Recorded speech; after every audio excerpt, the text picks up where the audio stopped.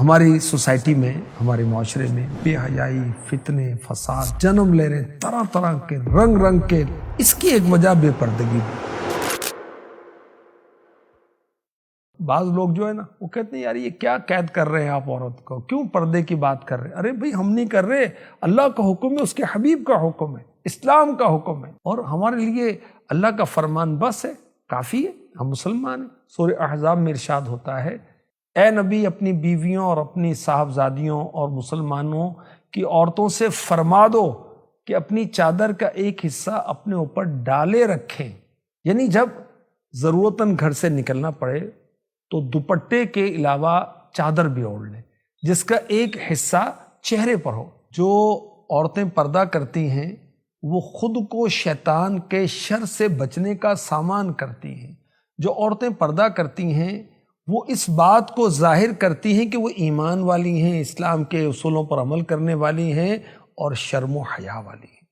پردہ کیا ہے کہ غیر مرد انہیں کسی طرح نہ دیکھ سکے۔ غیر مردوں کی نظریں کیا ہیں؟ پتھر، اور عورت کو صنف نازک کہتے ہیں، تو نازک چیزیں پتھروں سے ٹوٹ جاتی ہیں۔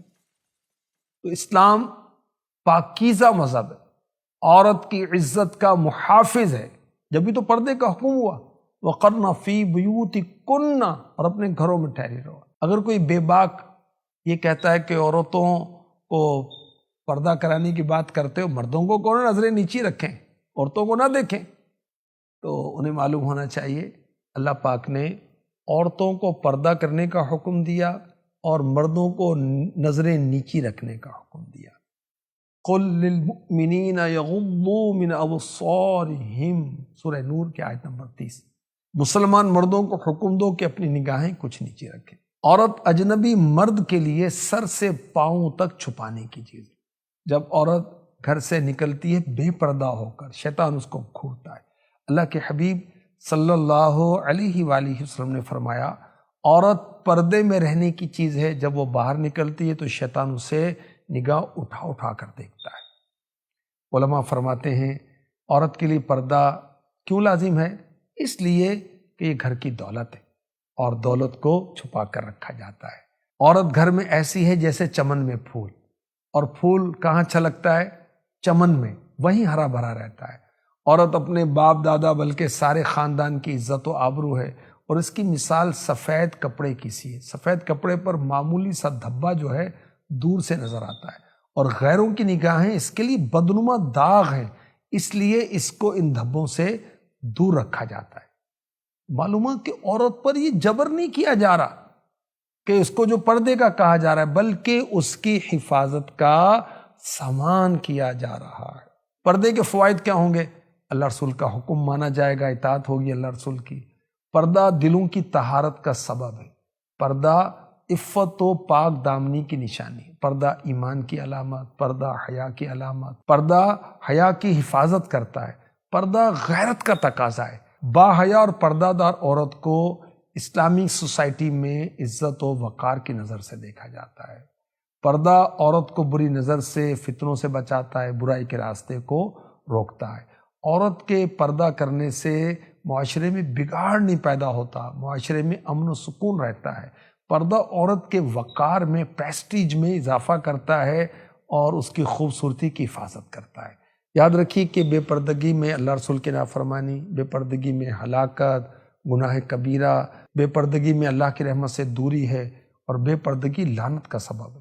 بے پردگی جہنم میں لے جانے والا کام ہے۔ بے پردگی قیامت والے دن اندھیرے کا باعث ہے۔ بے پردگی نفاق کی علامت ہے۔ بے پردگی برا کام ہے جو اللہ کو پسند نہیں ہے۔ بے پردگی معاشرے میں فحاشی کو عام کرنے کا اور پھیلاؤ کا ذریعہ ہے۔ بے پردگی رسوائی کا باعث ہے۔ بے پردگی شیطانی کام ہے۔ بے پردگی فطرت کے، نیچر کے خلاف ہے۔ بے پردگی میں انسانی تہذیب کی تذلیل ہے۔ بے پردگی میں بے شمار برائیاں اور اس کی یہ بنیاد ہے۔ بے پردگی حیا و غیرت کے خاتمے کا سبب ہے۔ بے پردگی نوجوان نسل کی تباہی کا بہت بڑا ذریعہ ہے۔ بے پردگی بسا اوقات خاندانوں میں لڑائی کا باعث بنتی ہے۔